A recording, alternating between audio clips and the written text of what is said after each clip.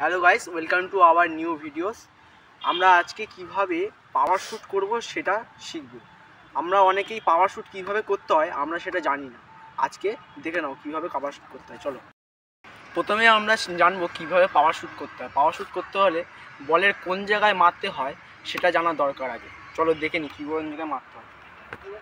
বলের প্রথমে পাওয়ার শ্যুট মারতে হলে বলের এটা হচ্ছে উপরি ভাগ, এটা পেট, আর এটা নিচে মারলে বল উপরে ওঠে, পেটে মারলে বল পাস দেওয়ার জন্য, আর এই উপরে মারলে পাস দেওয়ার জন্য, আর এই পেটে মারলে শ্যুট হয়। এই পেটে আমাদের শুলেস আছে, শুলেসের এই ভাগটা দিয়ে পাওয়ার শ্যুট করতে হয় এইভাবে।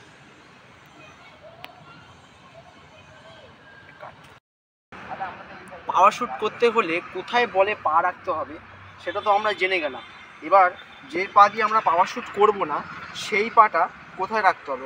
সেই পাটা রাখতে হবে একদম বলের পাশে, যাতে একদম গোলের সামনে, এই পাটা একদম যেন গোলের সামনে থাকে। এই পাটা মারার সময় হালকা ভাঁজ করতে হবে যাতে পাওয়ার শ্যুটটা নিতে পারে। ঠিক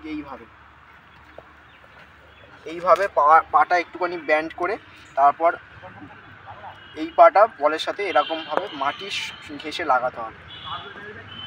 পাওয়ার শ্যুট করতে গেলে এই দুটো ভাগ তো আমরা জেনে গেলাম, এবং পাওয়ার শ্যুট করতে গেলে আরেকটা ভাগ জানতে হবে, সেটা হচ্ছে খুব জোরে ছুটে আসতে হবে যাতে তোমার পায়ে পাওয়ারটা আসে।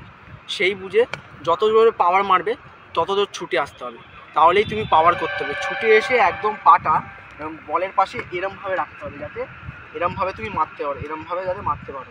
পাটা ব্যান্ড করে, যে নন স্ট্রাইক ফুটটা ব্যান্ড করে এরমভাবে যাতে মারতে পারো, এরম রাখতে হবে। এত দূর তো চলে গেলাম, এবার দেখে নাও কীভাবে পাওয়ার শ্যুটটা করতে হয়। কটা শ্যুট আমি করেছি তোমরা দেখে নাও, ঠিক আছে?